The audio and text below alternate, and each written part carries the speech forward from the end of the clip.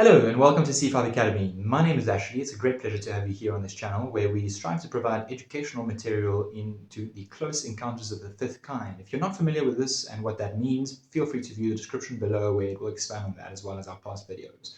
In this particular video, I want to show you guys some very interesting stories and information that have just been released by Eric Weinstein and from Christopher Mellon. So as you guys may know, Christopher Mellon has been pretty outspoken recently in the UFO field since that fateful New York Times article in 2017. And he is the former Deputy Assistant Secretary of Defense for Intelligence in the George Bush and Clinton administration. On the other hand, Eric Weinstein, who is also a very outspoken American podcast host, is also the managing director of Field Capital and the founder of the intellectual dark web. So what these two individuals have recently said in various different interviews, I have found very interesting. So I thought I'd share with you that they finally admitted something that I believe a lot of us have been waiting to hear for quite a few years, especially if you've been looking into the UFO field like we all have for the last few years. You will find that there's always been a lot of stepping around the bush, so to speak. But I think that recently there's just been a lot of information coming out at the forefront that it's been pretty difficult to keep stepping around the bush. And so it's a great pleasure to have finally heard these two individuals who, for example, Eric Weinstein, who was so outspoken about the fact that UFOs are a fad and not real and completely idiotic, to now actually issuing an actual apology. I mean, have a look at this. I want to talk about UFOs, a subject which, if I brought this up with you 3 years ago, you probably would have said, Jesse, shut the hell up. Well, you did try to bring it up. What did happen? You said, Jesse, shut the hell up. Yeah, except I didn't use the word hell. No, you didn't. But another word. You know, I think reasonably, you were like, this is wacky and crazy. And it's dumb. It's dumb. It's incredibly dumb. The idea that you would have phenomena that can only be seen by special people and that there's no good video of it and we have a world full of smartphones, we've got video of absolutely everything, is completely stupid and insane. Yeah. And I was wrong. What's changed since? 9 pages came out from the Pentagon, 6 of which are relevant. 3, I think, that, it's like a cover and a back page. I don't know what it is. And it's very clear in that report that report was meant to be as dull as is humanly possible about the most exciting thing that you could possibly imagine, which is that either we're engaged in an incredible psychological operation coming out of the Pentagon, or some people inside the Pentagon believe with near certainty that we've been contacted and observed by extraterrestrials visiting Earth. That's pretty insane. And what's really crazy is that the data is locked up. You just said, we talked about the government is not attracting our best and brightest scientists. Why are the top physicists in the country, why are the top astronomers in the country not looking at this problem? That I know who's very good at physics or astrophysics or astronomy or anything knows what the hell's going on. And I've never seen anything remotely like this, Jesse. I thought you were completely wrong. This is a situation where you would not come off of this point, and I was convinced that you were brain damaged on this one issue. No, I really was. It's fair. And you were right. I was wrong. I appreciate that. I don't understand it. It doesn't really... The key thing is whatever's going on is non-Copernican. We're not in a situation we all have equal access to the same thing. Either it's a psyop and almost nobody has information about it, or there's something out there that fits this paradigm that is not trying to be noticed. And I've given the example of North Sentinel Island, where India manages North Sentinel Island but doesn't land there. And in such a circumstance, there would be a Fermi paradox among the natives of North Sentinel Island. Why don't we see anybody almost ever? Right. And the answer is, well, you're sort of owned, and you're being protected from anybody landing on your shores. Now, if that's what's going on, that's astounding.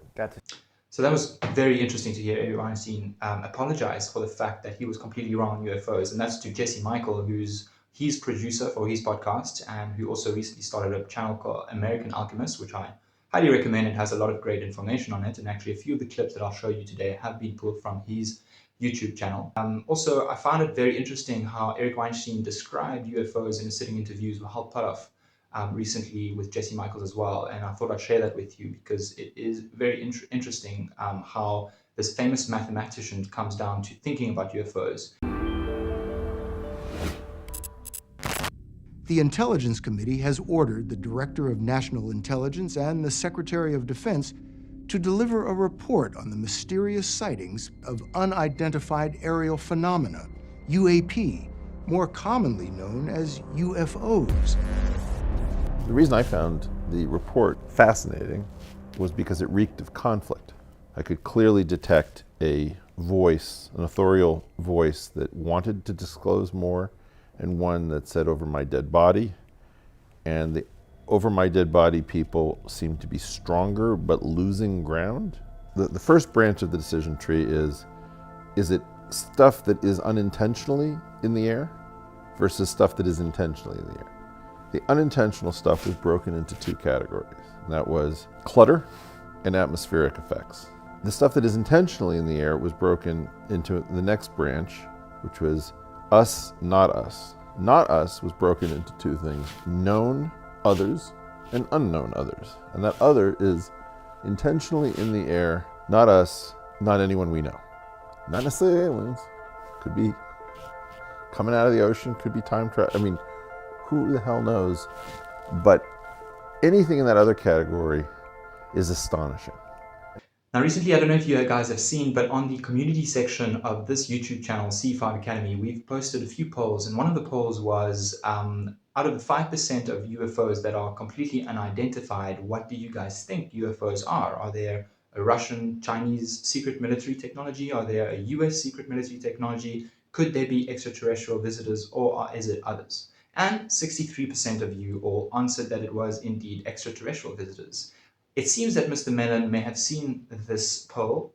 I'm joking, he obviously didn't, but it seems to resonate with this poll, as in a recent interview on Yahoo News, he recently said this. Can you tell us from your perspective, what's the chance that these unidentified aerial phenomenon, they are our own military, maybe our own secret weaponry, maybe being developed even in the private sector alongside the military? What are the chances it's a foreign military versus the chances that it's actual alien? Well, it's very interesting. The report submitted by the Director of National Intelligence said we see no evidence that it's from a foreign government. None of the instances, the 144 incidents they identified, could be explained by U.S. classified research programs. So that leaves you wondering then what hypothesis best fits the facts. And frankly, the alien hypothesis fits the facts better than the alternatives. I'm afraid I have to say that. Now, we all know that Christopher Mellon has obviously been very outspoken about the UFO phenomenon, but he's never really directly acknowledged it as most likely being extraterrestrial beings, like he just did on this interview. And I think that this is definitely one of the breakthrough points in the UFO field, and I believe that it's an unstoppable bullet train right now. It's just going to keep going, and all the way to the fact where it's going to get to the right people's ears, people that are probably not even aware of it and that are in real positions of power and affecting change. For example, look at the recent video of Senator Gillibrand speaking to the future potential IG for the defense community about UAPs. That was very revealing, and I think that that is a great direction to step into. Have a look at that. First, for Mr. Storch. Mr. Storch, in your current position as NSA Inspector General, are you familiar with the DoD's IG's ongoing assessment of the response from DoD components to the intrusions of unidentified aerial phenomenon into controlled DoD airspace, as well as UAP activity around naval and air operations? Further, do you think the NSA has been responsive to the DoD's IG inquiries?